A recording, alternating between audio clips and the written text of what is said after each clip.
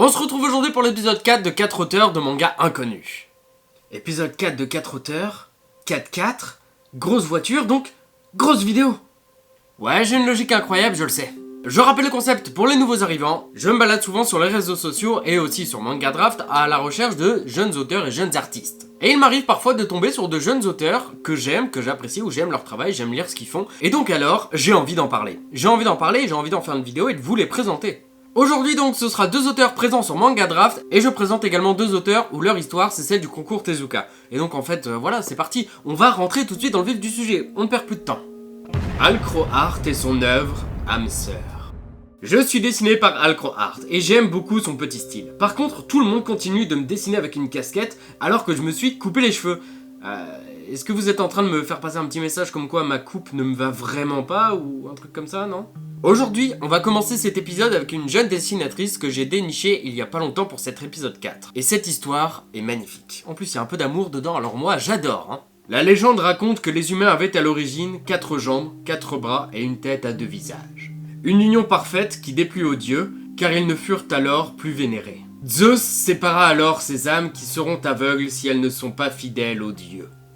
Bon, bien évidemment, il y a d'autres choses dans cette histoire, mais cette histoire, je l'ai trouvée belle, poétique et inspirante. Comme d'habitude, j'en dis pas trop de manière à ce que vous soyez intrigués et que vous alliez voir par vous-même toute cette œuvre. J'ai vraiment accroché à son histoire, à son style, à son dessin, à tout ce qu'elle a mis en place. Et cette œuvre, sachez qu'elle était alors faite à l'origine pour un concours. Et dites-vous bien qu'en fin de compte, cette histoire a tellement plu aux lecteurs qu'en fait, les lecteurs lui ont demandé de continuer cette histoire, de faire la continuité de ce one-shot. Et j'ai appris ça en discutant avec elle, parce que comme vous le savez aussi, bien évidemment, et comme les auteurs le savent, j'aime beaucoup discuter avec eux. Et je savais bien que son histoire avait un petit quelque chose de très intéressant. Le dessin est encore en pleine évolution. On peut la suivre sur Instagram où on voit une nette progression au fur et à mesure des jours. L'autrice est assez jeune et donc on s'aperçoit que déjà à son âge, elle a déjà un bon potentiel au niveau de son histoire. Son dessin ne peut faire que s'améliorer, donc franchement, suivez-la parce que son travail est vraiment très intéressant. Et je pense réellement qu'elle a un très bon potentiel si elle s'accroche à son histoire et donc c'est pour ça que je vous pousse à aller la suivre pour lui donner de la force. Parce qu'en soi, avoir fait un one-shot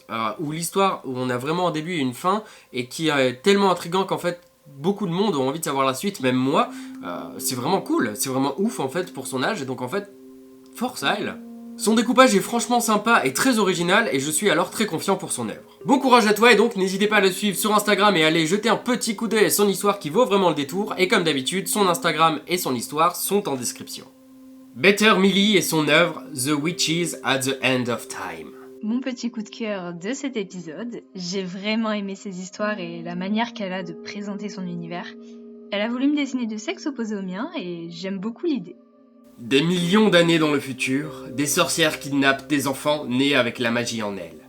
Elles en font des sujets d'expérience. Certaines naissent avec les cheveux roses, ce qui est rare. Et parfois, en grandissant, il se peut que leurs cheveux changent de couleur et leur octroient des capacités spéciales. Mais la probabilité pour que ce phénomène se produise est très mince. Et parfois, certaines personnes préfèrent s'en débarrasser, ce qui est le cas d'Apia, notre héroïne. Scénaristiquement déjà, je trouve ça vraiment très cool et très original d'avoir pris le concept des sorcières et d'avoir porté ça en fait dans le futur. Parce que pour moi, c'est un phénomène qui a vraiment très peu été fait et qui pourtant peut octroyer des possibilités énormes. Et scénaristiquement, moi je vous le dis, j'en demande vraiment plus. Et je vous dis ça en fait dans le sens où en fait en lisant son histoire, bon déjà c'est en anglais, j'ai un peu galéré, elle m'a aidé donc déjà merci à elle.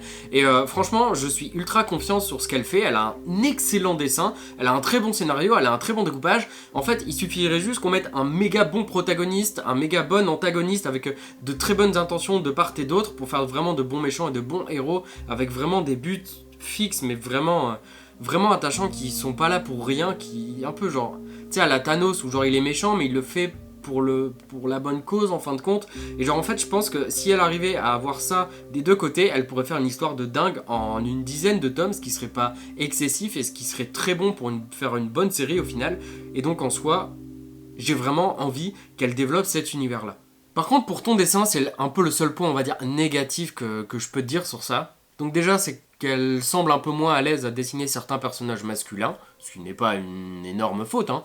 Mais là où j'ai un petit truc à dire, c'est que j'ai l'impression qu'en fait sur ces pages, elle arrive vraiment pas à se lâcher et à laisser libre cours à son dessin, à son talent en fait. J'aime énormément son dessin avec une légère influence d'Hiro Mashima, du moins c'est ce que je ressens. Donc pour ceux qui l'oublient, c'est Hiro Mashima, l'auteur de Fairy Tail. Mais je sens surtout que dans certaines planches, tu te limites aux cases que tu prédéfinis alors que tu pourrais juste te lâcher de dingue et faire d'énormes pages, même des doubles pages entières avec des trucs fous dedans. Je sens que t'en es capable et que t'en as envie, mais que t'as peut-être un peu peur ou je sais pas. Mais c'est l'impression que j'ai, donc en vrai, le seul conseil que là je pourrais te dire pour ton dessin, c'est lâche-toi. Lâche-toi et fais-toi kiffer. Fais vraiment tes pages parce que t'as envie de les faire comme ça. Après, peut-être que je me trompe, mais c'est le ressenti que j'ai. Donc impose vraiment tes scènes parce que j'ai vu quelques pages où tu te lâchais un peu plus et donc on ressent que t'as un peu plus de kiff à la faire et tout ça et que t'aimes vraiment faire cette page, mais il y a des pages où j'ai l'impression que tu te brides vraiment beaucoup et c'est peut-être un peu dommage. Sinon continue parce que pour moi tu as un potentiel vraiment fou, donc vraiment force à toi, continue, ne lâche vraiment rien parce que j'adore ce que tu fais. Et n'hésitez pas donc à la rejoindre sur les réseaux sociaux, à l'encourager, à envoyer des petits messages et tout, c'est toujours positif pour elle et pour les autres artistes, hein, bien évidemment. Et donc, les liens sont en description. Ishii et son œuvre Dilemma. Je me sens actuellement vraiment badass, vous ne trouvez pas? Parfois, j'ai l'impression que les artistes, les auteurs que je présente essaient de me flatter avec ce genre de dessin. Ou alors ils essaient de me faire comprendre que je dois aller faire une musculature plus imposante. Dans la vie, nous sommes toujours confrontés à des choix plus ou moins difficiles. Et généralement, on nous pousse à faire le choix le plus logique. Mais parfois, on s'autorise un brin de folie. C'est un dilemme difficile. Parfois, il nous amène à devoir faire usage de la force pour une raison qui échappe parfois à notre adversaire. Il ne peut pas toujours comprendre les choix qui nous ont poussés, amenés à faire cet affrontement. Un manga vraiment original avec une fin très surprenante. Scénaristiquement, c'est vraiment drôle, bien amené et j'ai eu plaisir à découvrir cette œuvre. Niveau dessin, oui, clairement, il envoie du lourd. Un style qui se rapproche quand même pas mal de celui de Yosuke Murata, l'auteur de One Punch Man, et déjà juste pour ça, on ne peut que t'encourager, te suivre et t'admirer. Donc déjà, vraiment un énorme respect parce que ton dessin ne peut que s'améliorer et tu n'as juste à trouver un putain de scénario et genre... T'es un artiste incroyable. Et il le sait qu'il est talentueux et c'est pour ça que ça fait un moment que je le fais chier sur les réseaux, que je veux parler de lui et que je dis genre ouais tu dois être dans le prochain épisode. Déjà il devait être dans l'épisode 3 et donc c'est cool de pouvoir enfin parler de lui et vous le présenter. Un découpage ultra dynamique, une mise en scène vraiment bien pensée, franchement bravo. J'ai vraiment hâte en tout cas de voir ce que tu peux faire et ce que tu peux nous créer pour une histoire longue. Enfin une histoire qui pourrait faire un tome en imprimé quoi. Ishii est donc un artiste que j'ai vraiment envie de présenter depuis un moment, mais comme il n'y avait pas vraiment d'histoire qui était finie ou aboutie sur Manga Draft, en fait j'ai choisi tout simplement de présenter son œuvre du concours Tezuka, il était d'accord avec ça. Et j'espère que vous l'encouragerez et que vous allez le suivre sur les réseaux. N'hésitez pas à dire aussi à tous les artistes que vous venez de ma part, hein, moi ça me ferait plaisir. Au moins c'est que mes vidéos ont un réel petit impact quelque part. Et donc n'hésitez pas à aller voir ce qu'il fait, son travail est en description comme d'habitude. Kula et son œuvre Sleeping Gods. Je suis actuellement représenté dans une des races présentes dans le manga. J'aime bien qu'on me dessine badass, ça change un peu de ce que vous avez l'habitude de voir quoi. Parce que là, regarde, si tu regardes, je suis moins badass que le dessin qu'il a fait quoi. Les titans façonnèrent les dieux, qui eux ont choisi des héros appelés Gift. Et les dieux les plus malsains choisirent des champions appelés Curse. Un beau jour, un homme quasi nu, sortant d'un lac en tenue d'Adam, donc totalement nu quoi, et n'ayant qu'un cochon afin de cacher son sexe. Oui, vous avez bien entendu, il y a une tête de cochon qui vraiment cache son sexe, donc déjà, c'est une idée originale et totalement inattendue. Je voulais à tout prix savoir où se trouve un sage afin de lui poser quelques questions. Les gardes, qui sont d'ailleurs visiblement très peu résistants, avouèrent la cachette du sage. Mais l'un des deux gardes, toujours sauf, s'enfuit pour prévenir de puissants hommes de l'arrivée d'une personne puissante et de ce qu'il était capable de faire. J'ai beaucoup aimé le scénario et la présentation de l'univers. Ça fait aussi un moment que Kula sait que j'ai envie de parler de lui et qu'il a fait ce dessin et qu'il est au courant et donc qu'il attendait cet épisode avec impatience. On nous présente alors des mythes et légendes connus, revisités à sa sauce. On sent alors qu'il a beaucoup de choses à raconter. Et j'ai vraiment apprécié lire son récit. Je vous invite donc à le suivre sur les réseaux et donc sur Manga Draft afin de découvrir son œuvre et de suivre ce qu'il va nous sortir petit à petit. Graphiquement, il y a quelques petits progrès à faire, mais il en fait déjà beaucoup et ça se voit quand on lit son manga. Ça s'améliore vraiment de page en page. Et c'est pour cela que j'ai envie de vous pousser à le suivre et que j'ai envie que vous suiviez tous ces auteurs déjà pour leur donner de la force de continuer ce qu'ils sont en train de faire. Et personnellement, je le suis activement sur Twitter et c'est un plaisir à chaque fois de voir les petits dessins qu'il a envie de faire juste pour le plaisir ou alors de voir l'avancement de ses pages. Un découpage intéressant, une histoire intrigante et de bonnes recherches de personnages donc de chara design. Voilà pourquoi j'avais décidé de le présenter aujourd'hui, dans cet épisode. Les liens de ces réseaux sont en description, je vous invite donc à le suivre.